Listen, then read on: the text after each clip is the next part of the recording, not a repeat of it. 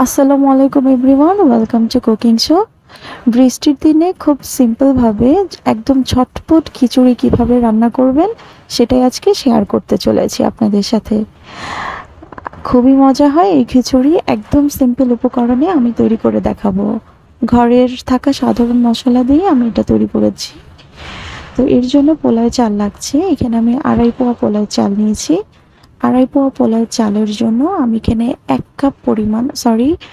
পোয়া পরিমাণ মুগ ডাল নিয়েছি। আজকে কোনো মসুর ডাল দিব না। মুগ ডালকে একটু টেলে নিয়েছি, এরপরে চাল এবং ডালকে একত্রে ধুয়ে নিয়েছি। আর হাফ কাপ তেলে হাফ কাপ পরিমাণ পেঁয়াজ একটু ভেজে নিয়েছি। এরপরে রসুন বাটা 2 চা চামচ, আদা বাটা দিয়েছি 2 চা চামচ। পরিমাণটা লক্ষ্য করবেন। 2.5 পোয়া চালের জন্য আমি 2 চামচ করে দিয়েছি। আর এটা পেঁয়াজ বাটা দিচ্ছি 4 চা চামচ পরিমাণে, একটু ভেজে নিচ্ছি। এরপরে আমি গোটা গরম মশলাগুলো অ্যাড করছি আর সাথে সাথে ভেজেও নিচ্ছি।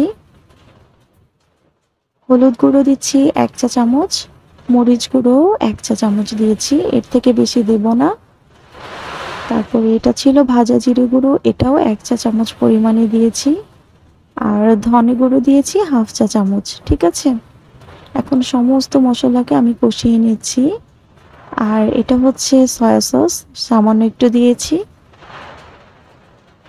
এই যে চালটাকে আমি ঝরতে দিয়েছিলাম, পানি ঝরতে দিয়েছিলাম, এখন আমি মশলার মধ্যে দিব এবং একটু কষিয়ে নেব, অর্থাৎ একটু ভেজে নেব চালটাকে। খিচুড়ির চালটাকে যত ভেজে নেবেন ততই মজা লাগবে।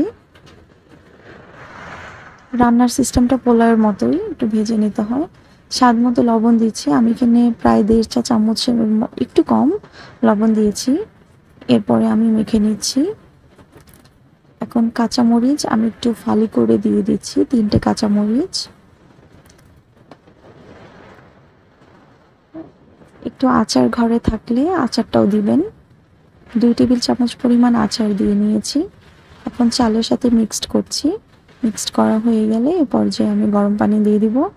চাল যতটুকু ঠিক তার ডাবল পরিমাণ গরম পানি দিতে হবে। আমি এখানে নরম খিচুড়ি করব না, আমি আজকে একদম ঝরঝরে বোনা খিচুড়িটাই করছি। আজকে প্রচণ্ড বৃষ্টি হচ্ছে, তাই আজকের ওয়েদারের কথা চিন্তা করে আমি খিচুড়ি রান্না করছি। অনেক ভালো লাগে বৃষ্টির দিনে খিচুড়ি খেতে। তারপরে ঢাকনায় ঢেকে এটাকে একটু হাই হিটে জাল করেছি। একটু কেওড়া জল দিয়ে নিচ্ছি, হাফ চা চামচ এরকম দিয়ে একটু মিশিয়ে নিচ্ছি যাতে সম্পূর্ণটাতে ফ্লেভারটা ছড়িয়ে যায়। তো আমি এখন জাল করছি। পানি যখন শুকিয়ে এসছে কিন্তু ভেজা ভেজা ভাব রয়েছে, তখন এই পর্যায়ে নিচ থেকে একটু উল্টে উল্টে দিব খিচুড়িটা। নিচের গুলা একটু উপরে দিব, উপরের গুলা যাতে নিচে যায়, কিংবা একটা ঝরঝরে ভাব যেন হয়, এভাবে উল্টে দিব। আর চুলোর জালটা এখন একেবারে লোতে করে দিয়েছি, একদম লো আছে। এখন এটাকে আমি ঢাকনায় ঢেকে চেপে রেখে দিব। ঠিক আছে, এ পর্যায়ে অনেকে তাওয়াতে দিয়ে রাখেন, দমে দিয়ে রাখেন। আমি চুলোর জালটা একেবারে লো করে দিয়েছি যেহেতু গ্যাসের চুলা। তো 1 চা চামচ ঘি দিচ্ছি। ঘি না দিলে তো খিচুড়ির ফ্লেভারটা পাওয়াই যায় না। তো যাই হোক, এটা দমে দিয়েছি, লো আছে। অন্যদিকে আমি একটা ম্যাঙ্গো লাচ্ছি তৈরি করছি, যেটা খিচুড়ি খাওয়ার পরে অনেক ভালো লাগে খেতে। চাইলে আপনারাও ট্রাই করতে পারেন। এরপরে আমি পরিবেশন করছি, সেই সাথে আমার থাকছে শসা, বেগুন ভাজা, আমের চাটনি, শুটকির ভর্তা এবং চিকেন ঝোল। এই ইনগ্রিডিয়েন্টসগুলো আসলে, এই আইটেমগুলো আসলে আজকে রেখেছি, আমি রেঁধেছি। আমি একটা একটা করে দেখিয়ে দিচ্ছি।